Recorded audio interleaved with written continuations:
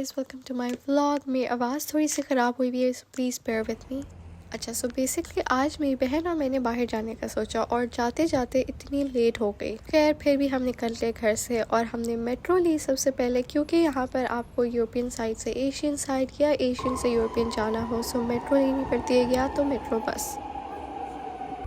और वो भी आप अपने रूट के लिहाज से देखते हो कि आपको अंडरग्राउंड मेट्रो करीब पड़ेगी या तो आपको मेट्रो बस करीब पड़ेगी। तो हमने पहले अंडरग्राउंड मेट्रो ली और वो जो मॉल था वो यूरोपियन साइड पे था। फिर हम यूरोपियन साइड पे गए मेट्रो से और उसके बाद हमने मेट्रो बस ली जो बॉस्फोरस का ब्रिज है बेसिकली वो क्रॉस करने के लिए। हम जा रहे थे सोलू सेंटर, तो अंडरग्राउंड मेट्रो से ज़रा दूर हमें उतारती, तो हमने सोचा हम बस पे चले जाएँ। अब ये बसेस जो है इनका सेपरेट रूट होता है जैसा पाकिस्तान में मेट्रोज़ का होता है।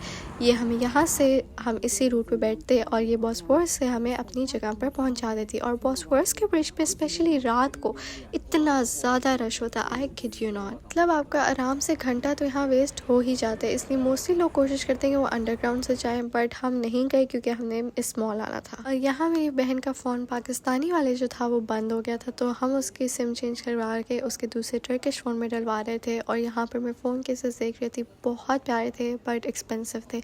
यही फ़ोन केसेस अगर मैं कभी कोई से लूँ तो मुझे चीपर प्राइस में मिल जाता है, तो मैंने नहीं लिया यहाँ से। और उसके बाद हम एप्पल स्टोर में घुस गए। अब टर्की में मैं आप लोग को एक बात बताती हूँ कि जितना एक्सपेंसिव और जितना टूरिस्ट एरिया पे मॉल होता है, ये मॉल टूरिस्ट एरिया पर था तो उतना ही वो मॉल एक्सपेंसिव होता है। बट अगर आप कोई लोकल मॉल जाओ और जहाँ पर इतने टूरिस्ट नहीं होते तो वहाँ पर चीज़ें as compare to this mall या कोई और जगह जो टूरिस्ट है वो वहाँ से चीज़ें बहुत चीपर होती हैं। यहाँ पर फिर मैंने एप्पल के लैपटॉप्स देखे, आईपैड्स देखे और सारी अच्छी अच्छी चीज़ें थी ऑब्वियसली। पर एक और चीज़ कि आपको इन मॉल्स में ये फ़ायदा हो सकता है कि जब भी आप शॉपिंग करने आओ तो आप टैक्स रसीद साथ ले सकते हो। और जब आप अपने मुल्क जा रहे हो, पाकिस्तान या किसी भी मुल्क वापस, तो आप वहाँ से एयरपोर्ट से टैक्स रसीद दिखाकर जो आपके टैक्स का पैसे होते हैं जो आपने पे किए होते हैं शॉपिंग करने में व्हाटएवर, वो जितना भी आपका टैक्स बनता होता है वो आपको एयरपोर्ट पर वापस कर देते हैं वो पैसे। और इस मॉल की डेकोरेशन बहुत प्यारी हुई थी, हर जगह लाइट्स लगी हुई थी और ये इस मॉल का आउटडोर एरिया था सारा। अब इनके आउटडोर एरिया में भी काफ़ी स्टॉल्स लगे हुए थे और उस पर डिफरेंट चीज़ें सेल हो रही थी। और यहाँ बीच में क्रिसमस ट्री लगाया हुआ था और यहाँ परफ्यूम्स बेच रहा था कोई बंदा, कोई ज्वेलरी बेच रहा है, कोई पाउचेस बेच रहा है, इस तरह की चीज़ें। बट ऑनेस्टली आप लोगों को एक बात बताती हूँ, मैंने यहाँ किसी भी चीज़ की प्राइसेस नहीं पूछी क्योंकि मैं खरीदने के मकसद से गई ही नहीं थी।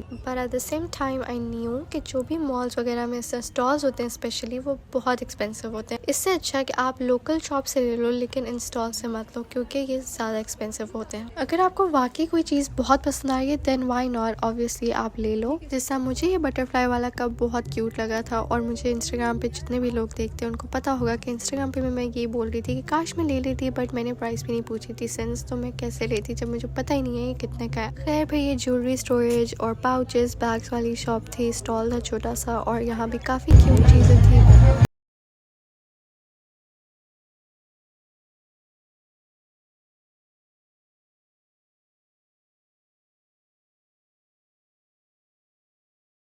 इतनी खुशबू आ रही है खाने की, हम कुछ खाना क्यों नहीं खा रहे, बट मैंने उसे बोला कि रुक जाओ, हमें पहले पूरा मॉल एक्सप्लोर करना है, ये स्टॉल्स देखने हैं, फिर हम खाना खाएंगे। और यहाँ मैं ज्वेलरी के स्टॉल पर आई और ओह माय गॉड इतनी प्यारी ज्वेलरी थी यार, यहाँ बहुत खूबसूरत चीज़ें थी। और ब्रेसलेट्स यहाँ पर बहुत कॉमन है, टर्की में ऐसा है कि हर लड़की के हाथ में ब्रेसलेट होता है। अब मुझे भी इतनी आदत हो गई कि मेरे हाथ में जब तक ब्रेसलेट ना हो मुझे सुकून नहीं मिलता, ऐसा खाली खाली फील होता है। तो यहाँ बहुत प्यारे ब्रेसलेट्स मिलते हैं। फिर ये शॉप थी जहाँ स्ट्रॉस थे, कप्स थे, मग्स थे, बहुत क्यूट सी चीज़ें थी और उनके ऊपर छोटे छोटे एनिमल्स लाइक लगे हुए थे।